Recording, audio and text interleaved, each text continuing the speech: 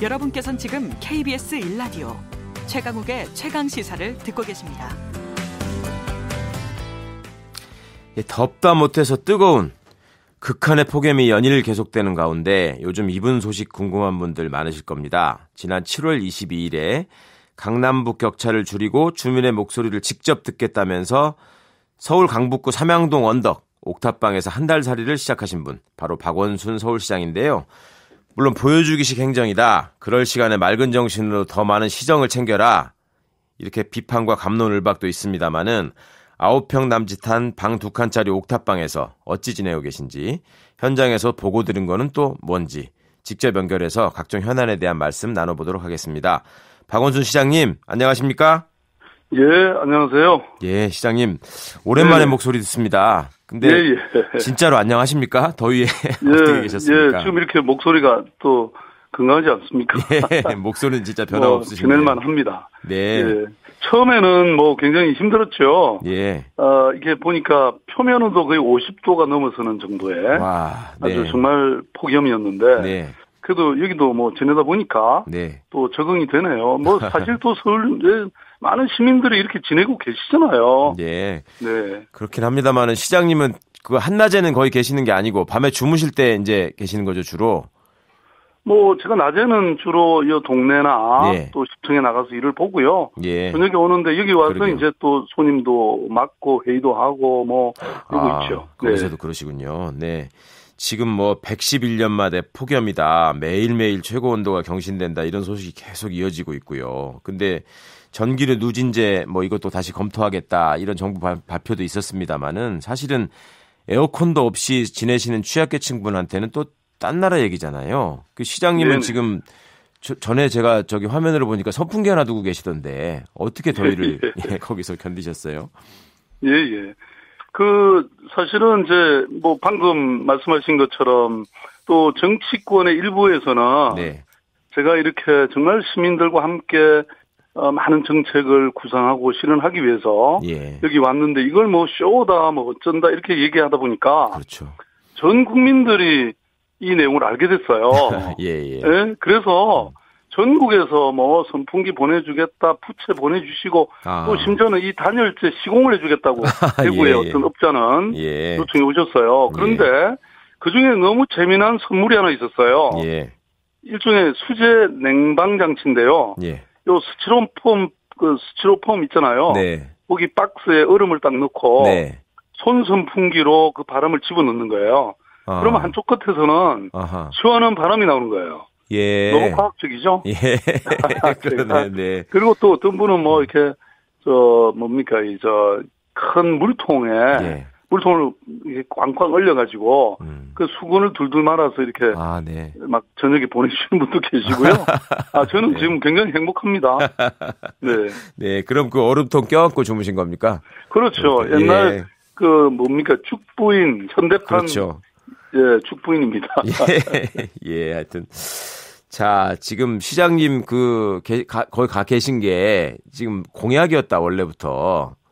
이런 걸 지금 사람들이 잘 모르시더라고요. 그러다 보니까 지금 괜히 또 가서 쇼하는 거 아니냐. 대권을 염두에 두고 계시다 보니까 행보가 심상치 않다. 이런 얘기 하던데 어떻게 반박하시겠어요? 이 논쟁이 벌어지니까 이제 제 페이스북에 이런 댓글이 하나 달렸어요. 이걸 들어보시면 아마 이해가 되실 겁니다. 대한민국 정치인 모두가 1년에 한 번씩 이런 쇼라도 했으면 우리나라 국민들이 지금보다는 응원을 했을 거다. 이벤트도 매일 하면 생활이니까 그렇죠. 그땐 우리가 살만하지 않겠냐. 일도 책임감도 애민사상도 아무것도 없으면 쇼라도 해라. 뭔 백장이냐. 이런 글을 다루셨는데요. 근데 제가 정말 여기 와서 딱 보고 동네를 몇 바퀴 둘러고 여기 전통시장 한 3번 가보고 또 여기 삼겹살 파티도 하고 주민들하고 이런저런 모임을 하다 보니까요. 이게 어떻게 정말 이분들의 삶이 문제인지 또 어떻게 해결할 수 있는지가 이게 다 떠올라요. 그래서 제가 처음에 이런 말씀 드리지 않았습니까? 나는 여기 일하러 왔다. 체험하러 온 게 아니다. 책상 위에 보고서가 2차원이라면 삶은 3차원이다. 시민의 삶을 바꾸기 위해서는 시민의 삶 속으로 들어가 봐야 한다. 제가 이런 말씀을 드렸는데요. 실제로 저는 뭐 여기 현장에서 제가 이제 2주 정도 지났습니다만은 네. 아무튼 뭐 여기 주민들의 또 목소리 자세히 들어보면 뭔가 대안이 딱딱 나오더라고요. 그러시군요. 그래서 그걸 네. 나중에 종합적으로 발표할 생각입니다. 예, 그 발표가 중요할 것 같습니다. 그러니까 쇼가 아니라 지금 일을 한 것이고 나는 정책적 수확을 얻었다라고 말씀하실 수 있는 부분이 뭐가 있을까요? 먼저 좀 소개해 주신다면. 예, 뭐 그런 게 이제 많죠. 예. 예컨대 저는 이 강남북 격차를 제가 해소하겠다는 게 이번 이 생활에 옥탑방 생활의 가장 큰 목표였는데요. 그러시죠. 네. 그러니까 그 강남이 성장하게 된 게 도시 계획으로 강남의 발전을 밀어줬고 예. 또 학교를 좋은 학교들을 거기다 보냈고 네. 그다음에 주거 문제를 해결했고 예. 교통이라든지 이런 인프라를 해결했잖아요. 예. 근데 똑같이 강북에서 그거를 새롭게 하면 되겠더라고요. 예. 그래서 여기 지금 뭐 빈집도 막 생겨나 있는데 이게 열악한 여러 인프라가 있어요. 여기 도시가스도 안 들어오는 데가 있어요. 예. 그거는 바로 제가 이미 결제해서 벌써 곧 시공이 시작될 겁니다. 아하, 네. 그다음에 여기 오르막이 많은데 이것을 어떻게 할까? 예. 지금 그걸 해결하기 위해서 여러 가지 고민을 곤돌라를 달까 뭘 할까 이런 고민도 하고 있고요. 아. 그다음에 학교도 저는 여기 대학이 많습니다. 이 동북 지역이. 예. 그렇죠. 그래서 예컨대 고려대학교라든지 네. 뭐 서울여대라든지 시립대학교 이런 좋은 대학들이 많거든요. 네. 그래서 이런 대학이 여기 있는 초중고등학교를 좀 더 책임지고 아하. 업그레이드하게 저희들이 비용을 좀 지원하고 예. 이렇게 하면 명문으로 등장할 수 있지 않을까. 예. 그리고 여기에 사실은 시내와는 가까운 편이거든요. 예. 그런데 빈집들이 많은데 이런 것들을 집수리 사업을 잘하면 네. 청년들에게 굉장히 인기가 있을 것 같아요. 아하, 예. 청년의 도시로 만들어버리겠다. 아하. 뭐 예컨대 이런 것들이 그 내용 중에 들어 있습니다. 네, 상대적으로 싸고 예쁜 마을 만들어지면 참 청년들한테는 좋겠습니다. 예. 그런데 시장님, 지금 전에 저희 방송에서도 몇 번 다뤘었는데요. 지금 네네. 정부가 그 난방 정책, 난방 복지 정책은 많이 있대요. 뭐 배관도 예. 바꿔주고 보일러도 놔주고 이런 것들이 있는데 예. 취약계층에 대해서 냉방 정책은 전혀 없었다고 하더라고요. 서울시가 생각하시는 혹시 취약계층에 대한 냉방 정책, 냉방 복지 정책 있을까요? 뭐 지금 우선 단기적으로 보면 뭐 독거 어르신들에 대한 여러 가지 뭐 안부 메일을 확인한다든지 네. 또 저소득 가구에 대해서 여러 가지 뭐 생계비라는 의료비 지원하는 거. 왜냐하면 이분들이 이제 휴폐업하게 되거든요. 예. 그다음에 노숙인들을 위해서 거리 순찰을 강화한다든지 샤워 시설을 지금 16개소를 만들어서 예. 운영한다든지 쪽방 주민들한테도 무더위 쉼터를 연장 운영한다든지 그다음에 건설 현장 근로자들에 대해서는 예. 아예 오후 작업은 중지하고 그 대신 수당은 지급하겠다. 뭐 이런 내용들이 있는데요. 네. 좀 더 근본적으로는 정말 제대로 된 쉼터라든지 예. 또 이 나무 결국은 이게 도심 이 현상 여러 가지 지금 뭐 온도가 올라가는 예. 이런 것들을 위해서는 나무를 또 제대로 심어야 될 것 같아요. 나무. 네. 제가 이미 취임 이후에 1200만 그루를 심었거든요. 예. 근데 앞으로 2000만 그루까지 심겠다. 와. 그러니까 도시 전체를 하나의 공원화해서 예. 열섬 현상을 없애야 된다. 네. 뭐 심지어는 아스팔트도 지금 이게 열을 엄청 발산하는 거거든요. 그렇죠. 네. 저희들은 기술 개발로 여기에 이 온도를 2, 3도 낮추는 이런 것도 개발하고 있고요. 예. 아무튼 종합적인 또 중장기적인 대책이 함께 가야 될 것 같습니다. 알겠습니다. 자, 시장님, 이 얘기도 여쭤보지 않을 수가 없어요. 지금 강남북 격차 줄이겠다 말씀하시는 와중에 여의도하고 용산을 신도시급으로 재개발하겠다 이렇게 또 발표하신 게 있어가지고 그간에 이게 토건 정책을 통한 보여주기식 무슨 기념비적인 건물 세우고 이러는 거에 대해서 굉장히 비판적인 입장을 취하셨던 박 시장님과는 좀 어울리지 않는 것 같다. 이런 목소리들이 많이 나오고 있는데 어떻게 반박하시겠습니까? 글쎄요, 뭐, 제가 그동안 펴왔던 시정의 색깔과는 상당히 거리가 있다. 뭐 이런 예. 또 지적을 하는 분들이 계세요. 맞습니다. 네. 그런데 저는 한 가지 색깔로 시민의 삶과 서울의 미래를 지킬 수는 없다고 생각해요. 예. 그래서 박원순의 색깔은 총천연색이다. 예. 이렇게 말씀드릴 수 있고요. 여의도와 용산에 대해서 제시한 이런 미래 비전은 예. 도시의 지속 가능성을 고려한 종합적 도시계획 구상입니다. 예. 그러니까 지금까지 개별 단지를 전면 철거하고 새로 짓는 그런 재개발 방식은 안 된다. 이게 제 그동안의 철학이었는데요. 그러셨죠. 요건 그대로 관철이 되는 것이고 예. 다만 큰 틀에 면밀한 도시계획 구상이 필요하다. 예. 이런 방향성을 제시한 겁니다. 예. 그래서 지금 뭐 이걸 한꺼번에 그냥 다 부수고 새로 짓는다는 그건 오해이고요. 예. 오히려 그 시간을 두고 또 주민 의견을 수렴해서 정교하게 이런 설계를 해갈 계획입니다. 물론 정부와도 또 협력할 것이고요. 그러니까 오해라고 하셨습니다만은 그래도 시장의 기대는 그런 게 아닌 것 같습니다. 벌써 부동산 매물이 여의도 용산은 다 동났다. 부동산 시장 과열로 이어질 것 같다. 그러니까 국토부도 좀 고민이 되고 이러는 것 같은데 이 문제는 어떻게 협의하시고 어떻게 좀 정리해 나가실 계획인지. 그런데 결국은 이런 도시 계획의 권한은 저한테 있기 때문에 제가 어떻게 생각하고 실천하느냐에 따라 달려 있습니다. 네. 그러니까 일부 선동하는 부동산 업자들이 그럴지는 모르겠습니다만은 방금 제가 말씀드린 이 계획은 뭐 그동안 제가 쭉 했던 말 속에 다 있고요. 예. 그다음에 특히 여의도 같은 경우는 과거에는 정말 이게 70년대에 만들어진 거 아닙니까? 그렇죠. 속도를 앞세워서 관이 주도하는 그런 하향식 도시계획의 결과물이었거든요.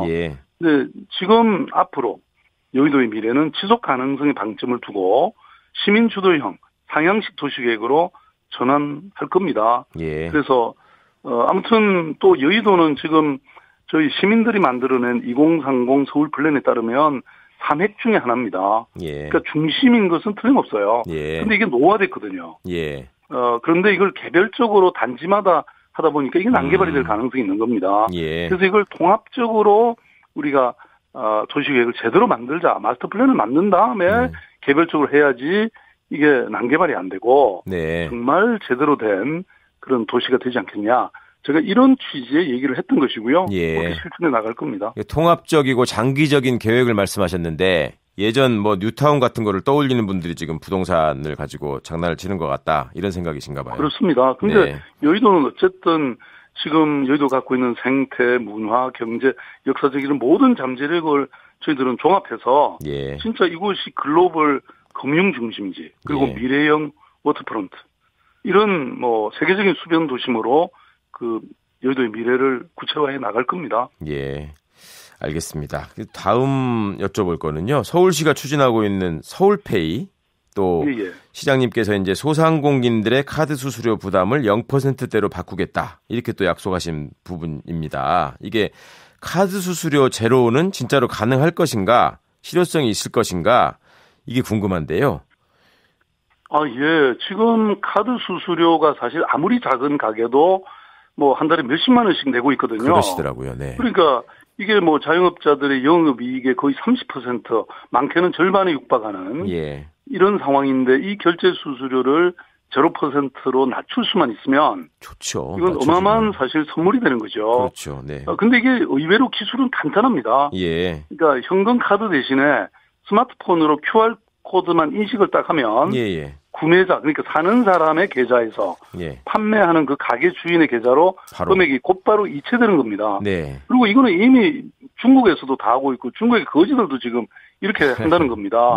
우리가 못할 이유가 없죠. 그래서 저희들이 이걸 아이디어를 냈고 그동안 쭉 준비를 해왔는데 기술적으로는 전혀 문제가 없다는 것이고요. 그다음에 이제 이게 확산되는 게 중요한데 이번에 뭐 중요 시중은행과 또 민간 결제 플랫폼 뭐 심지어는 우리 중소기업 벤처부가 함께 해주시면서 완전히 대세가 됐습니다 이제. 그러니까 신용카드 수수료가 없어진다기보다는 정확히 말하면 신용카드를 대체하는 QR페이를 만드시겠다는 말씀이시군요. 그렇습니다. 직거래 말하자면.